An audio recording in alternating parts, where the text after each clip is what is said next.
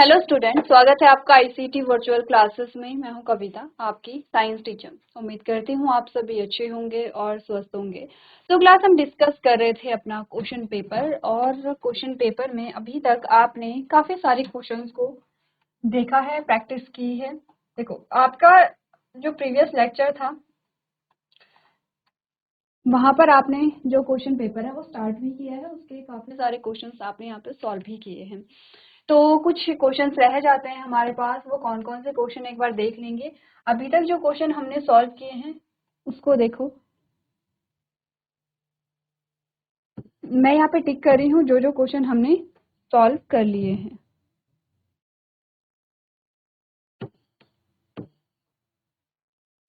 Revise करेंगे आप, और आपने आंसर अगर नहीं किए हैं, अगर आंसर आपने नोट नहीं किए हैं तो वो भी आप लोग यहाँ पे कर सकते हैं।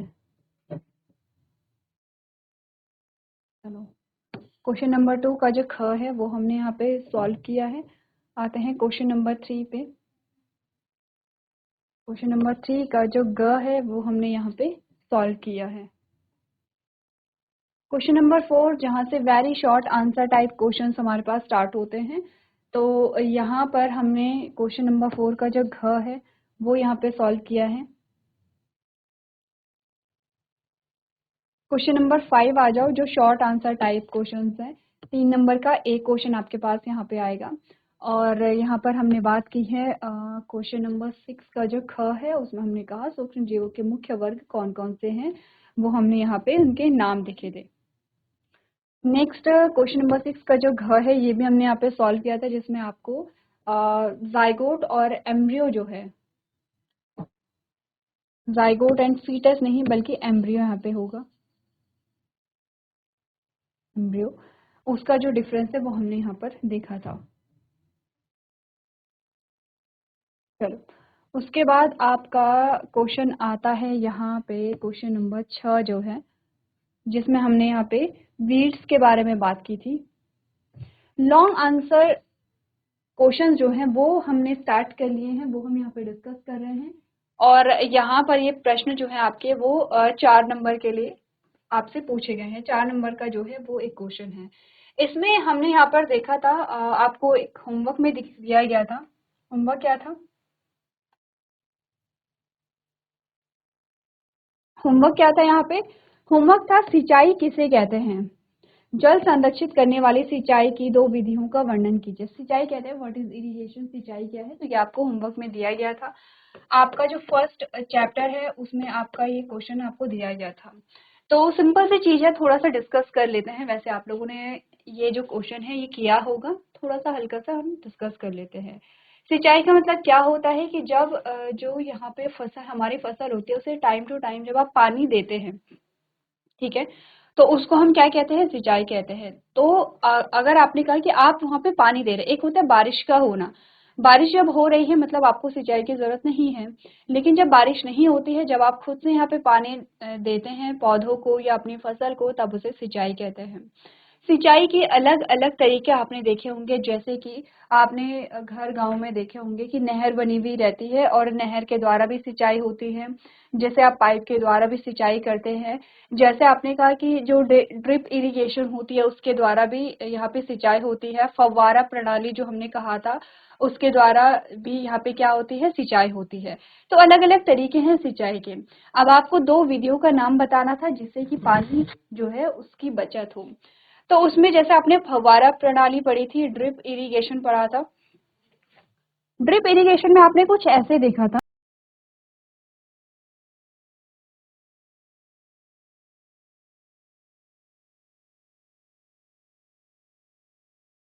ये पाइपलाइन है पानी की, ठीक है।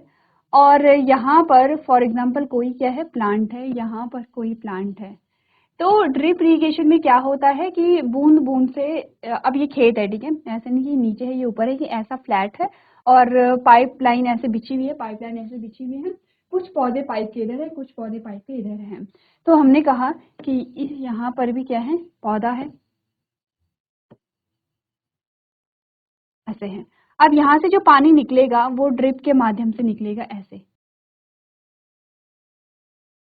इससे होगा क्या कि जो बूंद बूंद करके जो पानी निकल रहा है वो सीधे पेड़ पौधे की जड़ों में ही जाएगा, जो पौधा है उसकी जड़ में जाएगा, और एक्स्ट्रा जो पानी है वो वेस्ट नहीं होगा। तो जितना पानी पौधे को चाहिए उतना पानी जो है वो पौधे को मिल जाता है।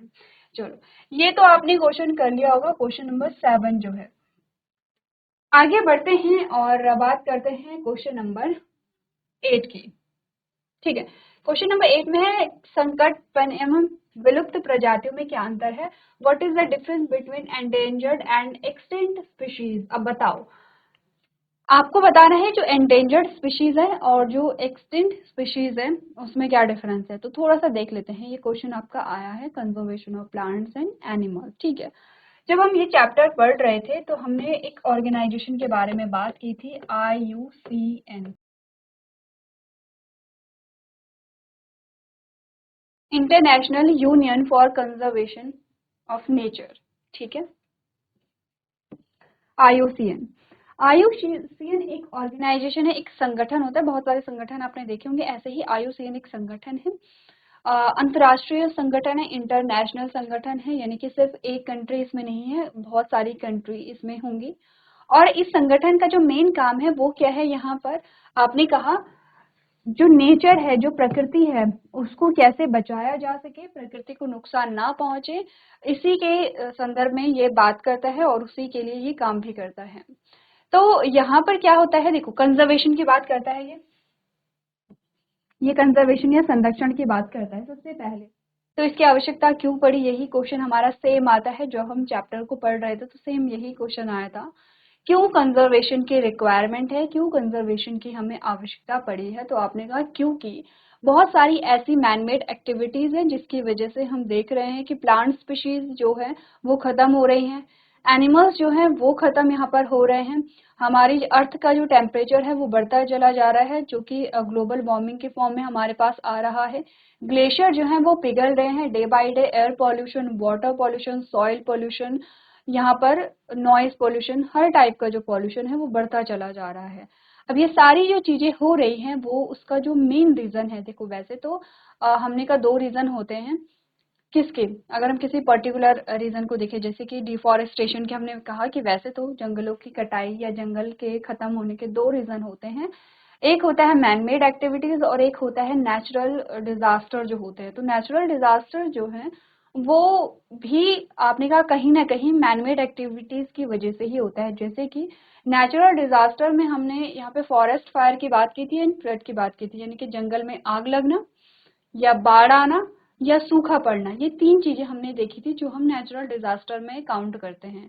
लेकिन अगर हम देखें तो इनके पीछे भी कहीं ना कहीं जो ह्यूमन एक्टिविटीज है वही रिस्पॉन्सिबल है। फॉर एग्जाम्पल, अगर फॉरेस्ट फायर है, जंगल में आग लगी है, तो आपने कहा खुद से आग नहीं लगती है, कहीं ना कुछ ऐसा तो हुआ है, किसी न किसी से ऐसा तो हुआ है गलती से या जानबूझ के, कि जो जंगलों में आग लग गई है।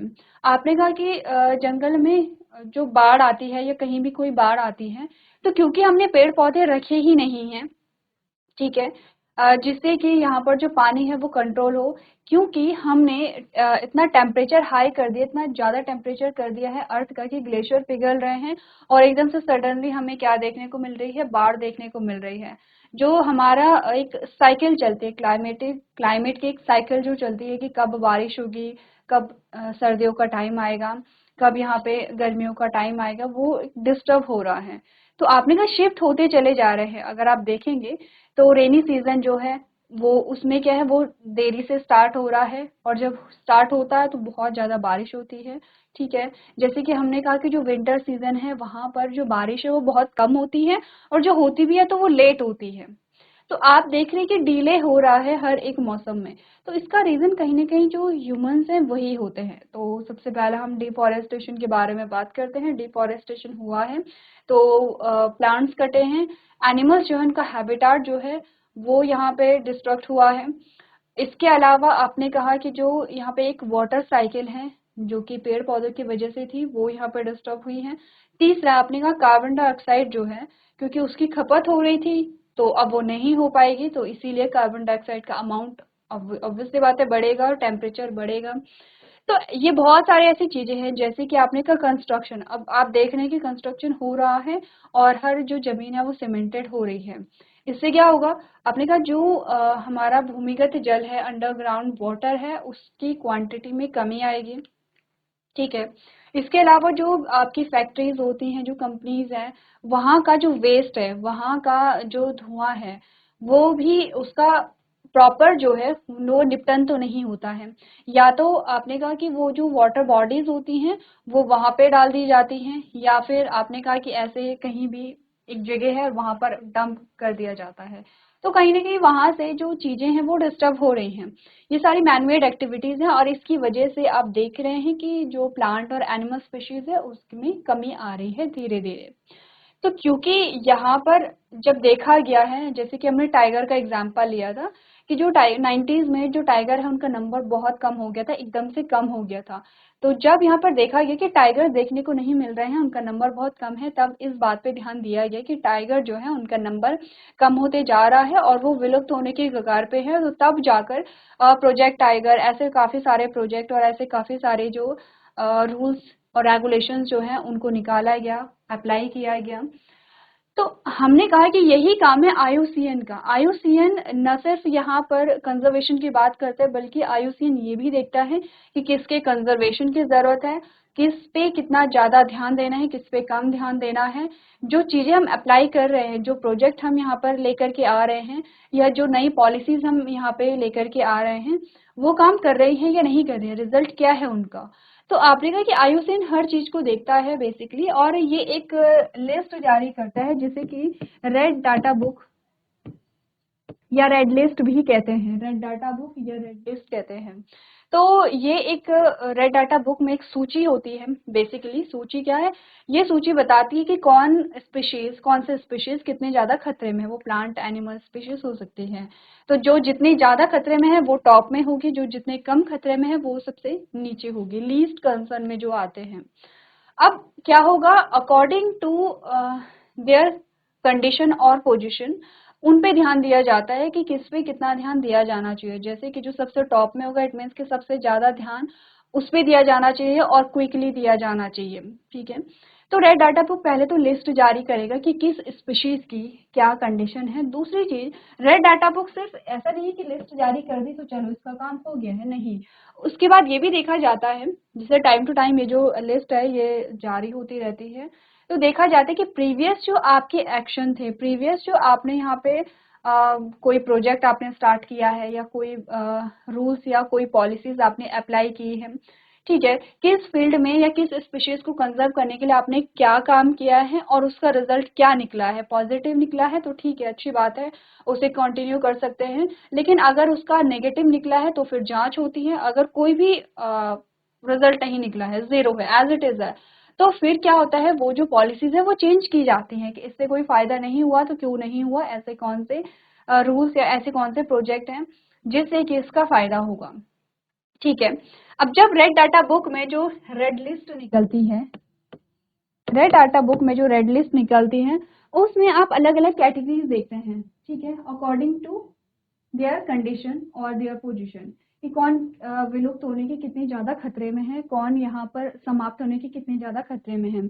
तो दो चीजें आपके पास आती हैं, एंडेंजर्ड और एक्सटिंक्ट। इन दोनों में आपको बताना है अंतर। ये अंतर आपको खुद बताना है। एक बार आप लोग रिकॉल करेंगे दोनों में डिफरेंस क्या है, देखिए एक बार।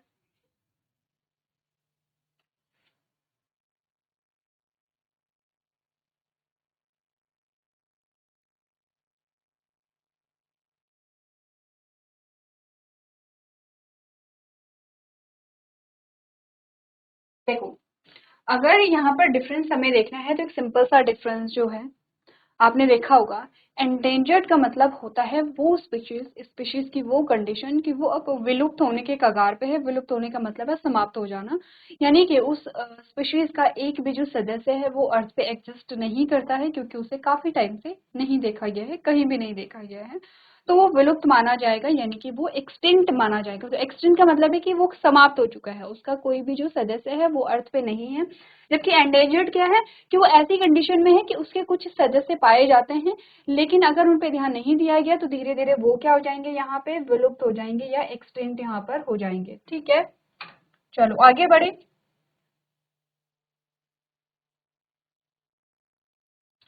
क्वेश्चन नंबर 11 पे आओ, जो कि इस चैप्टर का आपका इस क्वेश्चन पेपर का आपका लास्ट क्वेश्चन है बायो का। ठीक है, क्योंकि हम सिर्फ बायो के ही क्वेश्चन डिस्कस कर रहे हैं। तो बायो का लास्ट जो हमारे पास क्वेश्चन आता है वो ये है, जिसमें पूछा गया है आंतरिक निषेचन एवं बाह्य निषेचन में भेद कीजिए, differentiate between internal fertilization and external fertilization. आपका जो ये क्वेश्चन आया है वो रिप्रोडक्शन से आया है, प्रजनन से आया है। आपको बताना है कि बाह्य निषेचन और आंतरिक निषेचन में क्या अंतर है। देखो,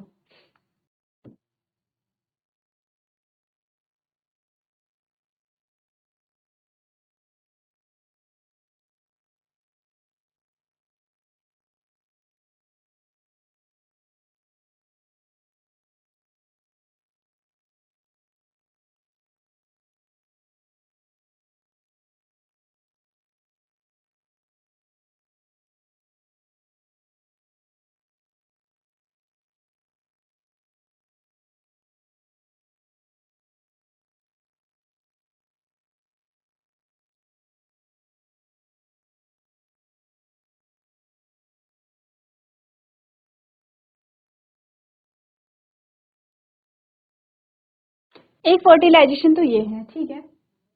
फाइनली ये दोनों गैमेट फ्यूज हो गए हैं, तो एक फर्टिलाइजेशन तो ये है। क्या है ये? फर्टिलाइजेशन। कौन सा फर्टिलाइजेशन है ये आपको बताना है।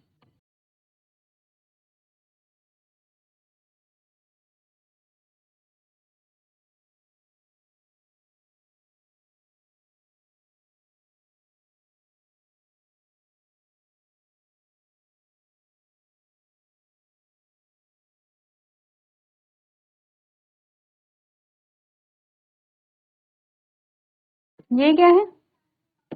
वाटर बॉडीज या जल निकाय।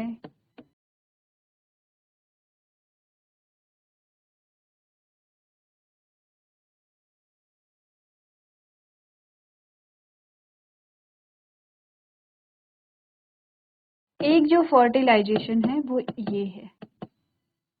इनमें से एक इंटरनल फर्टिलाइजेशन है और एक एक्सटर्नल फर्टिलाइजेशन है। बताओ कौन सा, सबसे पहले तो ये कि कौन सा इंटरनल है, कौन सा एक्सटर्नल है, और दोनों में डिफरेंस आपको क्या दिखाई दे रहा है।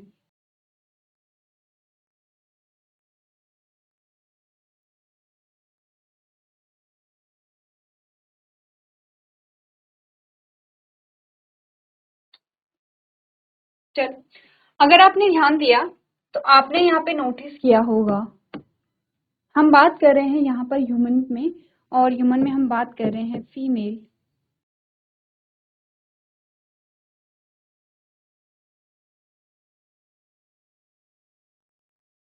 रिप्रोडक्टिव।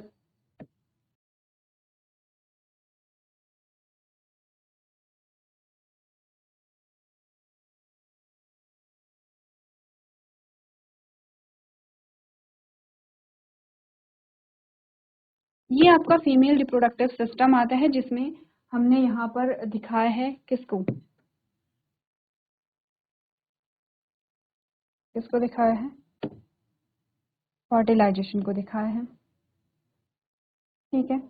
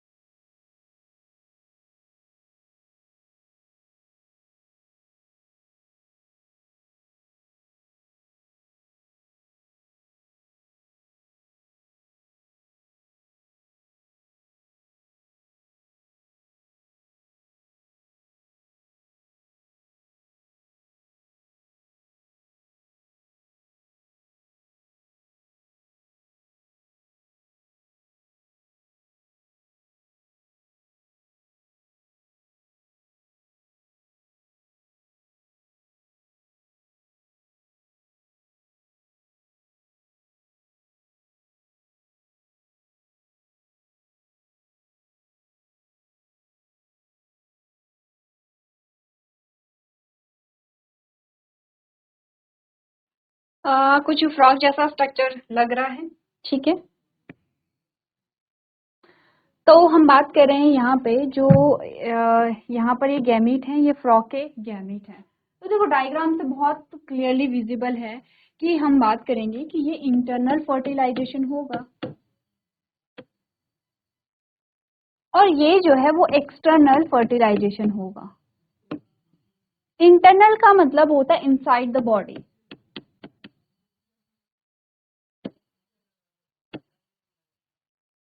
और एक्सटर्नल का मतलब होता है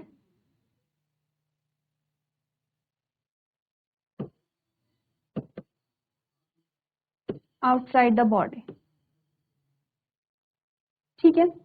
यानी कि बॉडी के अंदर अगर फर्टिलाइजेशन है तो वो क्या होगा, इंटरनल फर्टिलाइजेशन होगा, ठीक है, ये समझ आ गया।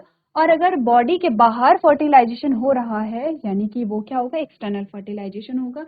तो प्राइमरी डिफरेंस तो जो है वो आपका यही आ गया है। कौन क्या आता है प्राइमरी डिफरेंस, इंटरनल फर्टिलाइजेशन जो है वो शरीर के अंदर होने वाला फर्टिलाइजेशन जो है, जब फर्टिलाइजेशन शरीर के अंदर होगा तो वो इंटरनल फर्टिलाइजेशन कहलाएगा। जब फर्टिलाइजेशन शरीर के बाहर होगा तो वो आपका एक्सटर्नल फर्टिलाइजेशन यहाँ पे कहलाएगा। This is the first difference between internal and external fertilization. And second difference is, आपने बोला इंटरनल फर्टिलाइजेशन जो है, ठीक है, इंटरनल फर्टिलाइजेशन जो है वो देखा जाता है जैसे कि ह्यूमंस में, ठीक है, जैसे कि काऊ में। एक्सटर्नल फर्टिलाइजेशन में हम किसको एग्जांपल ले रहे हैं, फ्रॉग को एग्जांपल हम ले रहे हैं कि फ्रॉग में जो है वो एक्सटर्नल फर्टिलाइजेशन पाया जाता है। इंटरनल फर्टिलाइजेशन में जो यहाँ पे एग बनते हैं वो सिर्फ एक ही एग बनता है, यानी कि कम बनते हैं। अगर हम ह्यूमन का एग्जांपल ले तो सिर्फ एक ही एग यहाँ पे बनेगा। अगर हम एक्सटर्नल फर्टिलाइजेशन की बात करें तो यहाँ पे जो एग बनते हैं वो बनते हैं मोर देन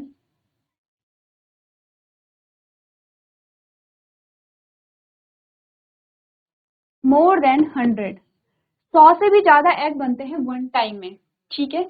आपने कहा अगर हम इंटरनल फर्टिलाइजेशन में देखें तो इसके सक्सेस होने की जो पॉसिबिलिटी है वो क्या होती है, मैक्सिमम पॉसिबिलिटी है कि ये क्या हो जाएगा, सक्सेसफुल हो जाएगा, फर्टिलाइजेशन हो जाएगा। यहाँ पर जो फर्टिलाइजेशन होने की जो पॉसिबिलिटी होती है वो मिनिमम होती है,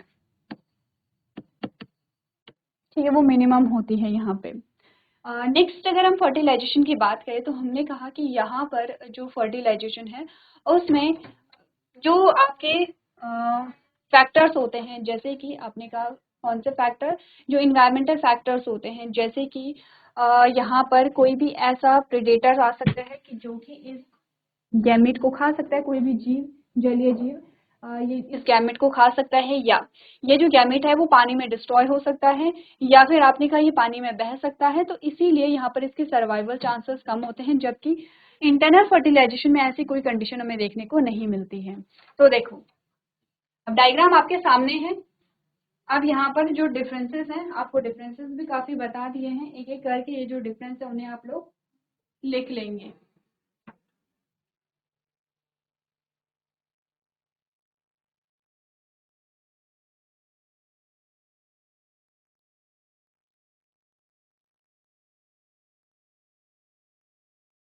चलिए, तो यहाँ पर एक डिफरेंस हो जाता है और इसी के साथ हमारा जो क्वेश्चन पेपर है वो यहाँ पे कंप्लीट होता है, ठीक है। तो काफी सारे क्वेश्चन हमने डिस्कस किए हैं और क्वेश्चन पेपर भी आपने एक दो क्वेश्चन पेपर यहाँ पर देखे हैं, आपको पैटर्न यहाँ पे समझ में आ गया होगा। तो चलिए आज के सेशन में हम इतना ही करेंगे। अभी तक क्लास में बने रहने के लिए आपका धन्यवाद।